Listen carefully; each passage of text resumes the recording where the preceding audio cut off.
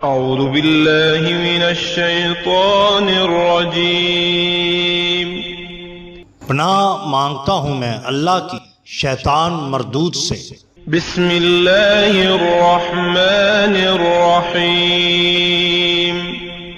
شروع اللہ کے نام سے جو بڑا مہربان نہایت رحم والا ہے۔ دا باٹم لائن کے ناظرین کرام السلام علیکم۔ محترم ناظرین، ہم اپنی آج کی ویڈیو میں ایک ولی کامل حضرت سلطان باہو اور ایک ہندو دوشیزہ کے نکاح کا عجب قصہ آپ کے سامنے پیش کریں گے۔ ناظرین کرام، حضرت سلطان باہو کی معاشرتی زندگی ان صوفیاء کی طرح نہیں تھی جو تجرد کی زندگی بسر کرتے یا پھر ویرانوں، جنگلوں یا سنسان غاروں میں چلہ کشی کرتے۔ مرشد کی جستجو میں روانہ ہونے سے پہلے حضرت سلطان باہو 3 شادیاں کر چکے تھے اور ظاہری طور پر یہ سنت کی تکمیل تھی۔ آپ کے والد محترم کی طرف سے ورثے میں ایک گاؤں اور 50,000 بیگھہ زمین ملی تھی، اس لیے آپ آسودہ زندگی بسر کر رہے تھے، مگر پھر بھی روح میں ایک اضطراب پوشیدہ تھا جس کی وجہ سے آپ مردان حق کی صحبتیں ڈھونڈتے رہتے تھے۔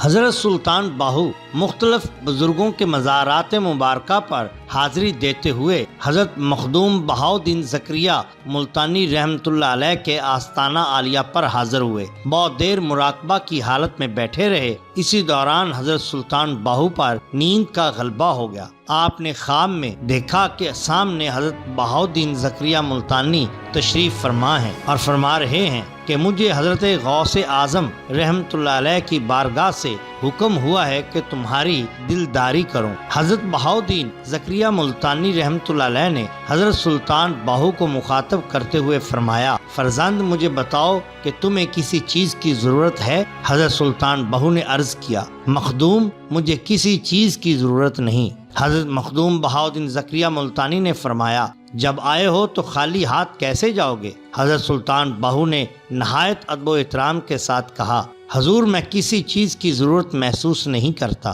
بس آپ کے چہرہ مبارک کی زیارت منظور تھی، سو مقصد حاصل ہو گیا۔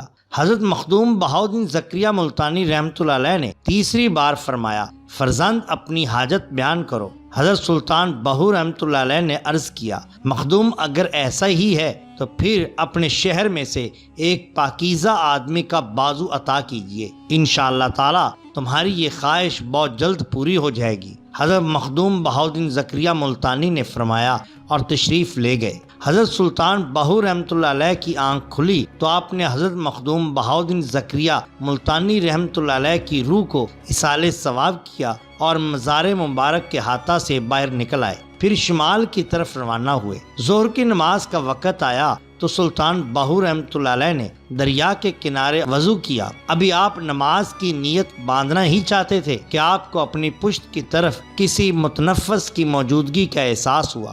حضرت سلطان باہو رحمۃ اللہ علیہ نے پلٹ کر دیکھا، ایک خوبصورت ہندو دوشیزہ ہاتھ میں جوتے لیے ہوئے کھڑی تھی۔ حضرت سلطان باہو رحمۃ اللہ علیہ نے فوراً نظریں چکا لیں اور نامحرم خاتون سے پوچھا، تم کون ہو اور یہاں کیوں آئی ہو؟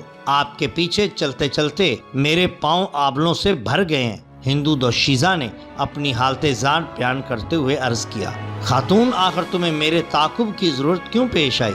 حضرت سلطان باہو نے بدستور نظریں جھکائے ہوئے دریافت کیا۔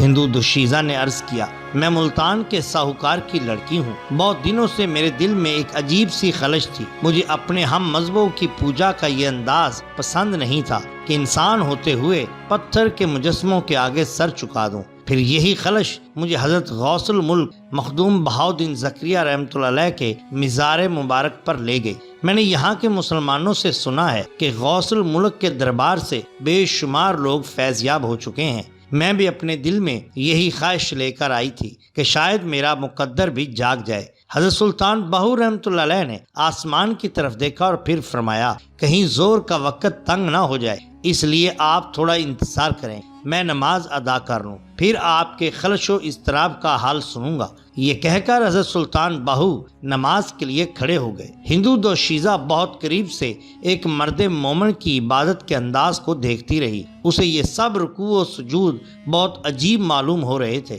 پھر جب حضرت سلطان باہو رحمۃ اللہ علیہ نماز سے فارغ ہوئے تو آپ نے ہندو دوشیزہ سے پوچھا، تمہاری ذہنی خلش اور تڑپ اپنی جگہ، مگر تم مجھ سے کیا چاہتی ہو؟ ایک داسی اپنے مالک سے اس کے سوا اور کیا چاہے گی کہ وہ اسے اپنے قدموں میں پڑا رہنے دے؟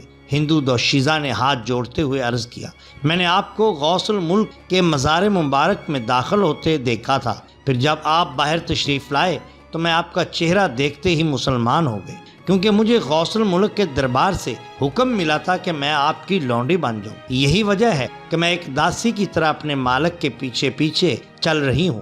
ہندو دوشیزہ کا بیان سن کر حضرت سلطان بہو کو شدید حیرت ہوئی۔ پھر آپ نے کچھ دیر مراقبہ فرمایا۔ مراقبے کے دوران ہی حضرت سلطان بہو کو اپنے الفاظ یاد آئے جب آپ نے حضرت مخدوم بہاؤالدین زکریہ رحمۃ اللہ علیہ کے جناب میں عرض کی تھی، مخدوم اگر ایسا ہی ہے تو اپنے شہر میں سے ایک پاکیزہ آدمی کا بازو عطا کیجیے۔ یہ خیال آتے ہی حضرت سلطان بہو نے ہندو دوشیزہ کو مخاطب کرتے ہوئے فرمایا، جب غوث الملک کا حکم ہے تو یہ خادم اسے کیسے ٹال سکتا ہے؟ تم مطمئن ہو جاؤ کہ حق تعالیٰ نے تمہیں تمہاری منزل تک پہنچا دیا۔ اس کے بعد حضرت سلطان بہو رحمۃ اللہ علیہ نے ہندو دوشیزہ کو کلمہ طیبہ کی تلقین کی۔ پھر جب وہ لڑکی اللہ تعالیٰ کی وحدانیت اور خاتم النبیین حضور اکرم صلی اللہ علیہ وآلہ وسلم کی رسالت کا اقرار کر چکی تو حضرت سلطان بہو رحمۃ اللہ علیہ نے اسے اپنے ہمراہ لے کر شہر کی طرف روانہ ہوئے اور اس علاقے کے کابرین کی موجودگی میں